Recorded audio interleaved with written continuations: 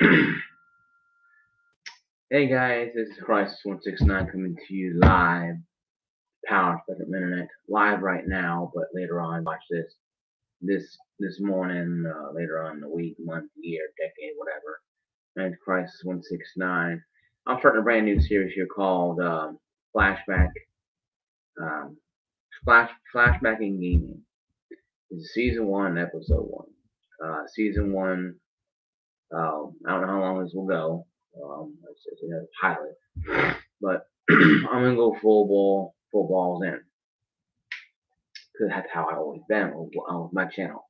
My channel has always been that way. I've never done anything other than balls to wall and just go for it, because I don't have time for pilots and editing stuff. I don't have time for all that.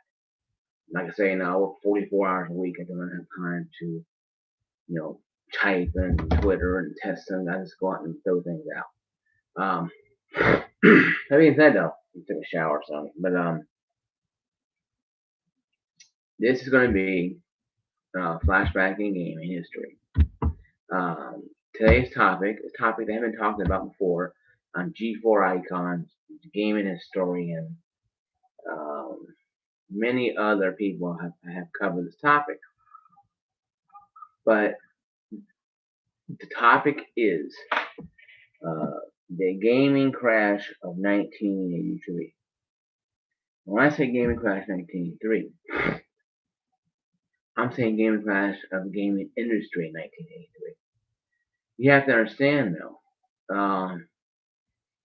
before 1983, you had Atari, ColecoVision, Gemini, Channel F, gaming thing. You had like maybe 16 consoles in the Wild West of gaming, of what Adam Kirk, who was a great YouTuber that inspired me, like Mbit, M12 Bird inspired him to get into YouTube. He inspired me to get into YouTube too as well. So Adam, howdy, if you watch this video, howdy. But you have to understand, though, the gaming industry back then was way different than it is now. Nowadays, $1 billion, almost like like movie studios. With the Xbox One X series and PS5 coming out, it's almost like these studios now are going into are making theatrical movies instead of video games. Lifelike graphics, explosions. I'm playing Battlefront 2 on the Xbox One X, and I'm looking at I'm thinking about the video I'm gonna make, because I think about that, ponder here. Make a video, pondering playing Battlefront 2. See, I remember Battlefront 2 on the original Xbox and PlayStation 2. And it was nothing like this. Those two games themselves had better online play. But if you look at the Battlefront 2 and Battlefront 1 of this current generation coming to an end, and this generation here, both of them came out in the same generation. All four of them did. But the reboot of those two, Battlefront and Battlefront 2, visually were a lot better, a lot better appealing to people. If you came out with The Empire Strikes Back on Atari, or ColecoVision, or whatever kind of thing, Sparker Bus, for example, it looked like crap, because it's created on the 2600 or Gemini or television. The gaming has changed. I'll be 39 November 3rd. So I've been thinking about this very hard. And I played 2600. I played the original NES. I played Super NES. I played Master System. I played Genesis at friend's house. I had a Dreamcast, PS2, original Xbox 360, PS Vita, PSP, PS Vita, Xbox One X, Xbox One, PS4, hopefully PS5 eventually. And I've been playing games, and also Nintendo Switch. That's a whole different beast on its own. But The gaming has changed. Like it has changed for over 30 years, folks. I'm 38, so for 30 years plus of my life, the gaming has been going this way from the Black Old West, Wild West of the 70s, it's 75 to 83, to Mario Brothers 8-bit, 16-bit Genesis and Super Nintendo, to the wacky stuff of Atari Jaguar and all the consoles, Neo Geo, ABS, and all the way up to now. We have seen the evolution of gaming. I believe that wouldn't have been possible without the crash of 1983. Because you have to understand, though, by looking at what we're looking at, in hindsight 2020, no one expected the gaming industry to survive at 83. They had treated it more like a pet rock. You could buy pet rocks in the store at the time. You could find them on the street. People bought them in the store. My family always told me, there's a second born every second. I can sell you a pet rock that you can find for free. Sell you for like $5, $1, whatever. And then they sold millions of that kind of stuff. The pet rock. Well, that's not very weird. You can even make your own pet rock, like going outside your driveway in most cases. What I'm saying, folks, is the gaming industry, yes, took a big blow, but it also helped reset itself. It helped us have the enjoyment we have today with it. Like I said, I was playing Battlefront 2, and I was throwing a grenade, and it blew up, people flying everywhere. And I'm like, this is so weird. And you play GTA 5, Red Dead 2, Resident Evil 2, you play all these different games. Like, even Resident Evil on a PlayStation is the modern marvel. If you think about it, 30 years ago, it was dead, IRP, flatline. It should not have survived after that. But I'm going to go in great detail, though, about 10, maybe about 20 minutes. And we're going to sit down and we're going to discuss this. And discuss the thought I had on it, and what I've read from G4, when I watched from G4, what I watched from other people, and what I read online over the years and over the past few weeks and days about it. First off, spoiler alert, E.T. was not the cause of the great gaming crash of 83. No, it was not. Because like I always say, and I said before, there's never one thing that causes anything to happen. It's multiple things. Like Titanic didn't hit iceberg and immediately sink to the ground. No, didn't just hit iceberg, then boom, it was gone. It took hours to kill all those people. It took hours to sink because it hit, like little taps that created the issue. And the same with the game industry. Yes, you had E.T. You had Pac-Man was a bad game. Even though they sold more Pac-Mans than E.T.s, and then 2600s, they created more of both of those games than they were active Atari 2600 out there being played. So Atari was the one that really took dynamite to the foundation of the game industry in '83. It took a big chunk out of it. But it didn't do it on its own. Yes, cracking the foundation. It cracked a little bit, moved, but they were linchpin that started it, but it wasn't just them only. You had games like, games from dog food companies like Chuck Wagon, from Premium Chow, dog food, where you send in like 2 proofs of purchase, barcodes to them, and you get like a free game called Chuck Wagon. Those right there, folks, are a reason why we had the gaming crash. You had companies, you had kids and adults making games in their bedrooms, going to local gas stations and selling for like $20, $30, or $5 or $10, for example, and giving the shop owner $5, they keep $5. So essentially, they're in the game business too. So you had 10 people in the game business not knowing how to do game business. You had Mattel, you had Dog Chow, You had cable companies trying to send games to the cable boxes. You had many avenues, and you also had like tons of consoles. You had 16 different consoles, at least, at one time, and probably 100 different companies making video games for all of them. This is why now you only have the top 3 consoles at home. Stadia is kind of a black sheep, but I consider the console somewhat because it's hardware evolved. And PC and Steam is its own beast. Steam boxes tried to do what they tanked. They survived, they probably would have been pretty decent. But then again, no. Who wants to play Red Dead 2? On the Steam box, it's only i3 core, maybe, not very powerful. You won't run it real well. We're all the settings down to low, probably. It's just better to buy an Xbox One base model play. Anyway, though. So, first off, oversaturation was the biggest problem. Too many cooks in the kitchen. Too many chiefs and not enough Indians. All these companies say, we're going to make games, we're going to make games, we're going to make games. Well, that's great and fun.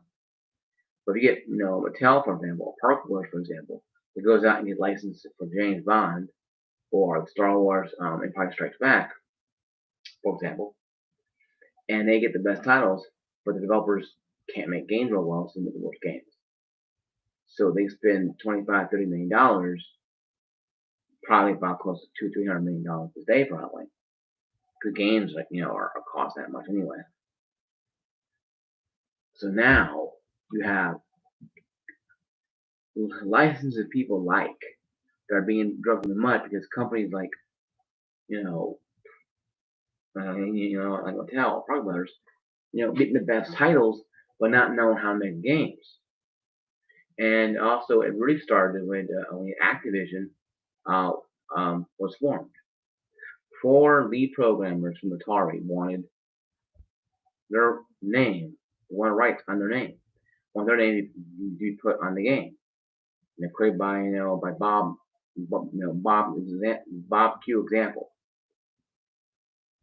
The guy Jack Tratton, who was the president of the Time Warner area and the gaming division that Atari sold to Time Warner, said that those gentlemen were no more important than the person who put the game together on the simulator.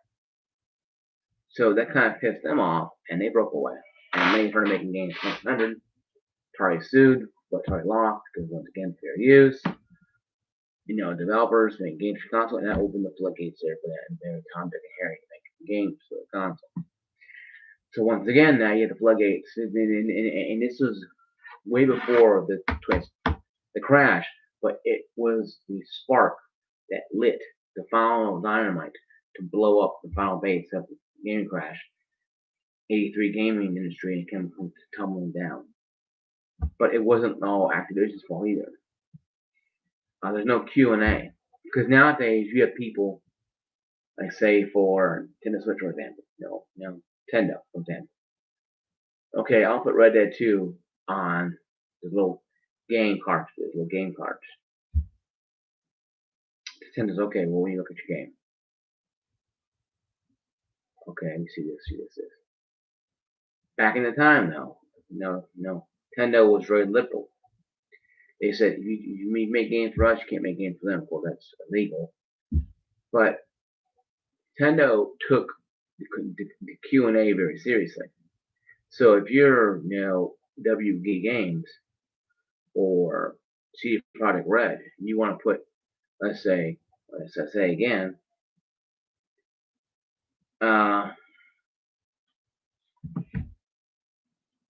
we're being Red Dead 2 or Witcher 3. Witcher 3 is on there right now. Okay, Witcher 3. They get approached by CD Projekt Red, approached Nintendo. Hey, we want to put a game on. Okay, here's the guidelines we have. For insurance, it has to meet these basic guidelines before we can give you a little game card. A little game card to put on the game. And that's it there.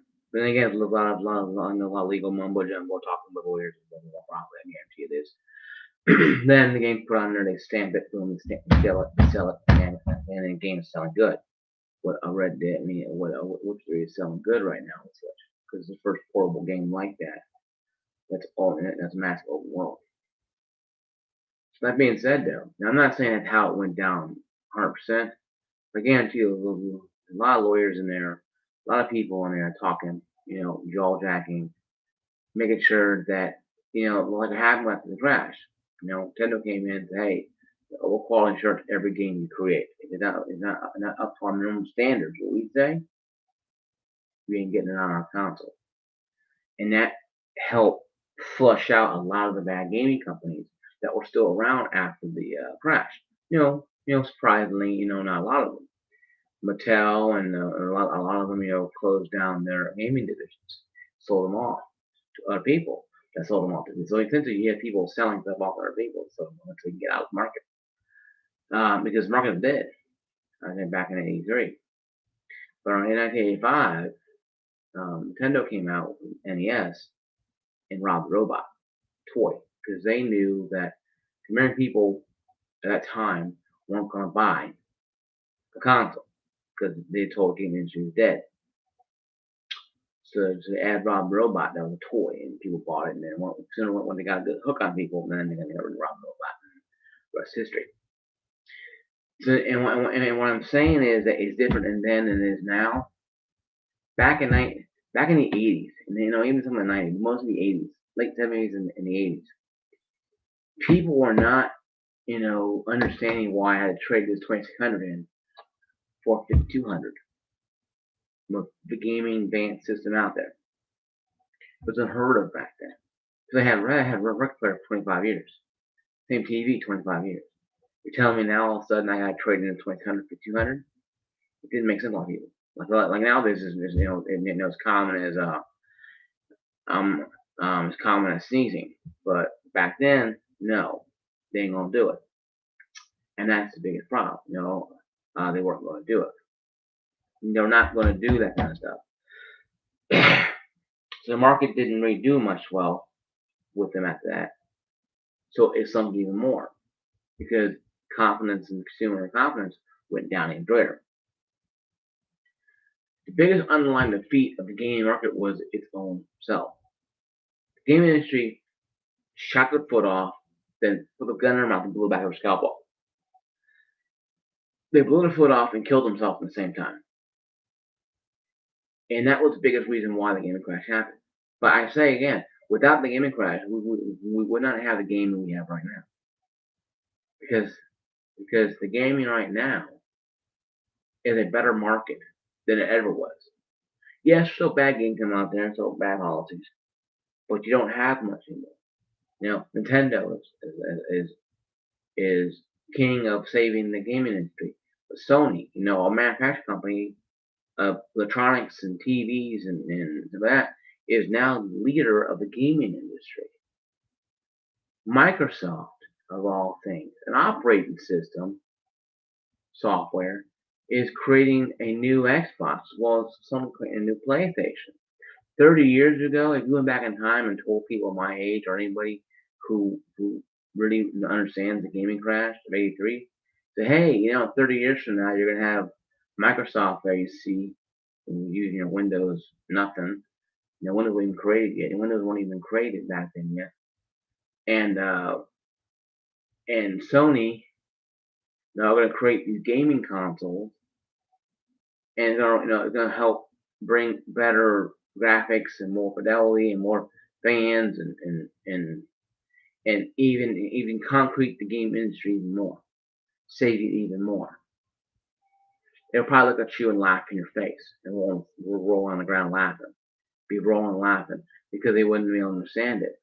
But 30 years now, today, it is a reality. I always read articles when I was a young kid in the 90s, like 80s or 90s,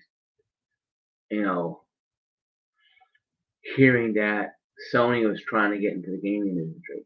Microsoft thought about it. You get Apple Pippin that failed. Well, that was later on in history. But you had the company trying something like that. And now we have a software company and a hardware management company practically leading the charge outside of Nintendo, who's still the only game company out there that sold watches and playing cards and bath and beauty stuff and small kids appliances for 150 years. Is the only true gaming company that still exists today. Sega was formed out of a lot of things of the crash. And they went building up during hardware manufacturing after the Dreamcast. So they're gone. So, new Atari system came out that's a flop. So all you have originally from the crash is Nintendo. The only company that was still around, still making games and consoles to this day, that weathered the storm. Yes, granted, Europe didn't see the gaming crash like we did because it only stayed in America. But the effects was around the world. Eventually, people like NES didn't sell real well in Europe. Genesis, the Master System did. Nintendo Switch sells it everywhere. The Xbox One only sells decently in America, even that much, and maybe Europe. But Sony's selling it everywhere. So it's always something, and it's never something to end. And I asked myself this: we will see another gaming crash again. Well, I think we saw one back in 2011 and 12 when we had the hacks happen. The Sony PS3 hack and even the 360 hack in the different years. We saw the crash that happened again because a bunch of whiny people want to make everything miserable. But nevertheless, now it wasn't a whole system of games on bust, but it shows us how fragile the system really is. And when people want to make their life miserable, they attack what you love. In this game, mostly. Because some people are just miserable and hate everything about everything. And that's why we had the hack on 2011, the PS3 and the 360 had a couple of years later. And yeah, that's about it. The gaming crash was felt in the country. People didn't really care. And because of the gaming crash, arcades were suffering too as well. That's a whole new topic. The arcades were in the corner,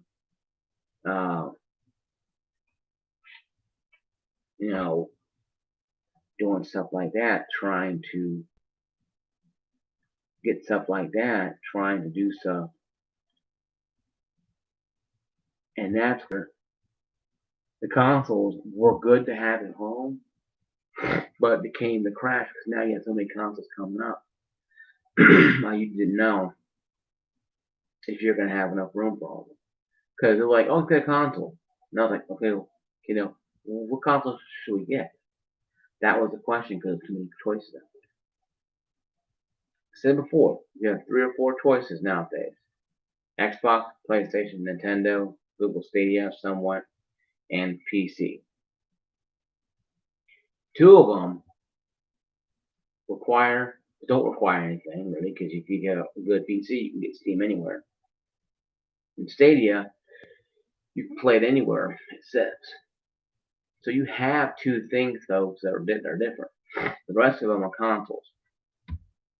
Top 3: Sony, Nintendo, Xbox, or reversal. Those are the 3 gaming companies we have right now. Not including Stadia and PC, it's 5. Including those 3, you have 3 manufacturers and gaming companies. You can call Microsoft a gaming and Sony a gaming company, but they make hardware. But the 3 hardware manufacturers, let's say.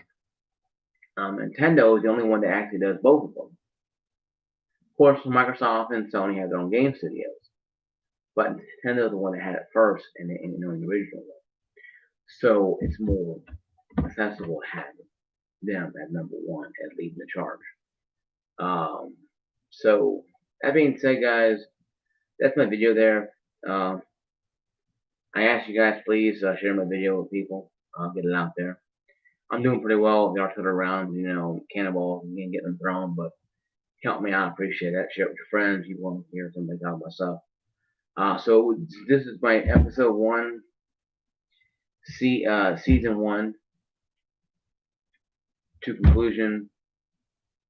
Gaming Crash 1983 was real. You can Google it. Watch G4 icons on YouTube. I know any old gamer like myself will tell you about it because I was only 2 years old when it happened, but I got old enough. I understood what it meant. So I didn't survive through it, but I came up after it. I was cognitive enough to know what gaming was. And yeah, that right there is a big story.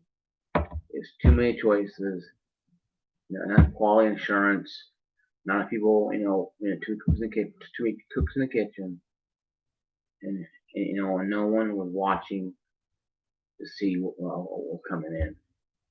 All they cared about taking cartridge throwing the air and money comes. Right? Well, it crashed in '83. So guys, when you go down there, thumb it up, thumb it down, when you're down there, like, subscribe, turn notifications on, ring that bell, leave a comment down below. Helps the channel a lot, keeps me going. I appreciate you guys watching this. This is episode 1, season 1 of Gaming Crash 1983. Next Friday or Saturday morning will be season 1, episode 2 of the ESRB set rating system and how that came about and what caused that. And if it works at all anymore at all, because parents buy their kids buying games all the time. So, see you guys later. Like, subscribe. My gamer tag on Xbox Live PlayStation Network is Crisis 169, CRISIS 169. On the Nintendo, it's once I get the wrong number, I have to get it for you. But I'll see you guys later. Peace out, peace, love. See you guys later. Peace out.